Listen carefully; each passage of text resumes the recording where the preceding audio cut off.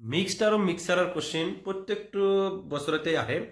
এই প্ৰশ্নটো চাওক কি দিয়া আছে। Priyadarshini mixed 404 kg of almonds, 2500 gram of raisin and 3.5 kg of cashew and pack a mixer quality into the 3 dozens of packet and what is the weight of each packet. So এনেকুৱা ধৰণৰ মিক্সাৰৰ কোশ্চিনবিলাকৰ answer কৰিবলৈ হ'লে প্ৰথমত মিক্সৰ আপোনালোকে ইউনিটটো চাব আৰু সেই ইউনিটটো ক'লৈকে কনভাৰ্ট কৰিব আপুনি অপশ্যনত থকা ইউনিটবিলাক লৈ। অপশ্যনত কি দিয়া আছে আপোনাৰ গ্ৰামত দিয়া আছে, ওপৰত কেজি দিয়া আছে। যে ফাৰ্ষ্ট আমি যদি চাওঁ ইয়াতে আলমণ্ডছৰ কথা কৈছে, আলমণ্ডছ কিমান আছে 4.8 kg বুলি আছে। ইয়াক ডাইৰেক্ট কনভাৰ্ট কৰক ক'লৈকে গ্ৰামলৈকে। চ' 4800 গ্ৰাম। দেন পিছতটো ৰেজিনটো অলৰেডি গ্ৰামত কনভাৰ্ট কৰাই আছে। চ' ডাইৰেক্ট লিখি দিয়ক 2500 গ্ৰাম।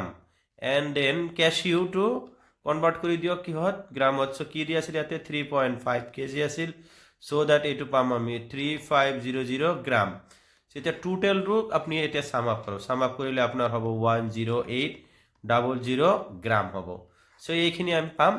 এতিয়া চাওক এতিয়া মিক্সাৰত মানে কি কৈছে, যিটো আমরা প্যাকেটের কথা কৈছে, packet hall 3 dozen. 1 dozen equal to 12। So 3 dozen equal to 3 into 12 that equal to 36। 36 the 10800 36 the divide করো পার গ্রামের অ্যান্সারটো পাই যাবে। এইটো ডাইরেক্ট 3 হ'ব, দুটা 0, 300 গ্রাম।